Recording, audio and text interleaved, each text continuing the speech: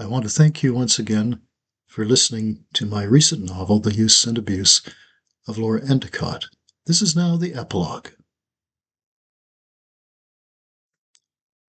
It was but a month later that I received Sarah's first letter, having mailed one myself to her a few days after our landfall in Boston. All was well at ArleMont, and she had been told by her doctor that she had made a full recovery, and that he was astonished at the condition of her health. I was overjoyed by this, for at the time I had thought with our ensuing absence that she might regress, given all of her novel duties. The most interesting news of her sister was that this latter was now teaching herself German, and Sarah felt that this equally novel endeavor had been in part inspired by my singing. I rather doubted this, in spite of Philip's instant agreement. But even if I had been able to make some minor impression upon the otherwise impassively brilliant Olivia, I would be entirely satisfied. In one letter she had also enclosed a slip of paper with none other than her dilatory poetry assignment within. I quote only a few lines of it here, lest I betray her confidence in me regarding some yet further disclosures to do with her sister. Give unto me the mirror dark, inscrutable, showing me as the most unlikely being, that life then both descry as mutable, and that when I merely looked, not seeing, just how canny is that suasion, is that force, which ne'er compelled, ne'er the less stays every course, yet when I was enslaved should be so freeing, revealed unto me the apogee, the source.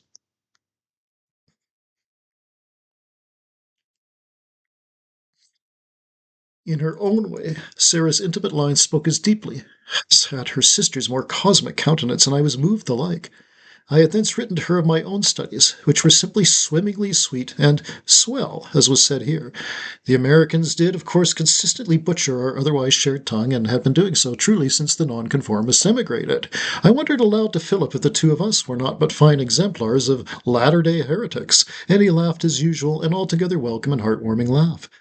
It so turned out that his faculty considered anyone who might venture across the ocean with a view to abandoning, nay, forsaking England, as very well a heretic, but a fine and fit one, having seen the truer light, which the Yankees' puritanical ancestors had only imagined they had seen. It was not an idle point, at the end of the day, for what I had felt I had been enlightened by through my tenure at ArleMont was not only a most precious perspective on life and loss alike, but also, and only coming to light the longer I was ensconced in my new life with Philip, that things, as it were, could have been utterly different for me. Each time I had felt I was making the wrong choice, there in the midst of it all, I had, in fact, made the right one, or, at the very least, the most propitious. I realized, rather belatedly, that it was not so much my series of fatal decisions which were in fact crucial to this self-understanding, but rather observing Phipps's first authoritative decision that had any sort of gravity. When he had absolved Hargreaves of his misdeed, minor whence compared with everything else, I began to myself understand what this was, what maturity entailed, right or wrong. And everything that led up to that had, by contrast, curtailed rather than entailed maturity. Hilliard's and all like places, and even Cambridge.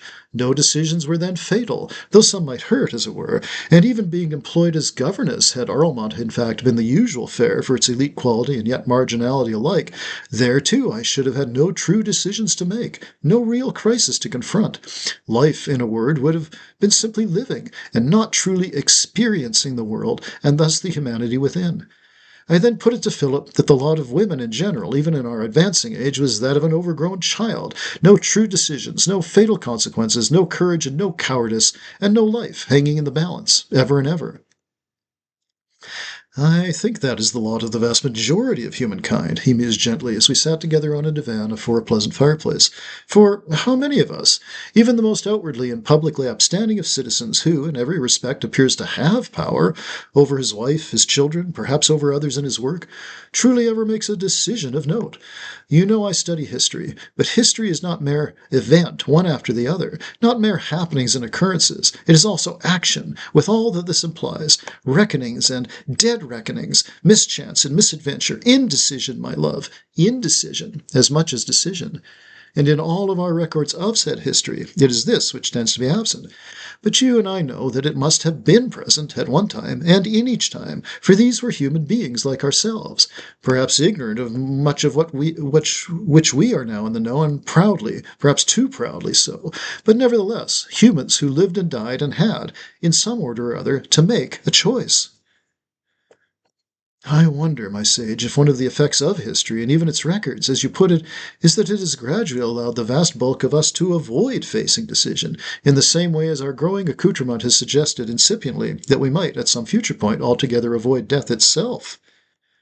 Who is the sage once again? I was so proud, not of our society so much, nor indeed at all pending topic, but rather of how Philip and I had grown together. I reported this, in perhaps some romantic tenor, to Sarah, and she responded always with delight, and even a touch of envy, so she admitted. Philip had, in fact, secured an ongoing sinecure at Boston College, and would complete his doctorate in but 2 more years. During my studies there, I had also gained for myself a firm friend, a woman my same age, whose experiences in their civil wars so far outdid in their horror my much more private ones, that the former placed the latter in a much-needed perspective. It was by now 1867, and our monthly correspondence, Sarah and I, had begun to generate additional artifacts for my ever-growing philatelic collection. I could follow, with some precision, the advent of new postage stamps of the United Kingdom, for instance, and elsewhere, as the estate itself received the odd letter or package from abroad. On top of this, Sarah had always the courtesy to send my own envelopes back to me, though she kept my letters, of course, and thus I had in my possession the additional thrill of an incipient American department. I had told her at some early point of my little hobby, and she had become lost in thought. I hazard that I have heard tell of something like that somewhere in this house. I would have to initiate a full-blown safari in order to retrieve it, but I shall at some point, Miss Endicott, and just for you. Even at this very early juncture, when Sir Hugh was still very much alive, and thus when both he and Sarah were very much intimate with one another, I had noted in her the germ of the change, which she ultimately had stated had been changed for her, though she knew not how. And 3 or 4 months into our Boston life, here came to our door a large package, the insides of which betrayed a small treasure of early postage, envelopes, loose stamps, stamps on pieces or fragments of letterhead, and even the novel postal card. The very first issues of a goodly number of nations were represented in this trove, and I immediately wrote back to her to evidence my utter joy, the joy and wonder of a small child, which I had not myself felt since my parents had been killed. She duly responded and said that she too now knew that joy, and for the very first time. I let her, as I always did, eventually elucidate, rather than prod her along as if I were still the overweening governess, which I had, in fact, never been. In the next letter, she revealed that the source of this wondrousness was that she had seen her sister finally express joy. This I myself, and in turn, did wonder at. The source was, after all, music, and specifically the new music of Germany. It turned out that Olivia had, over the previous summer, travelled there the once, but for some weeks, to hear the compositions of one Richard Wagner. This was but the beginning, so it proved, of her regularly traversing Western Europe, and, over the ensuing decade, ultimately ensconcing herself seasonally at a place called Bayreuth, even making said composer's acquaintance.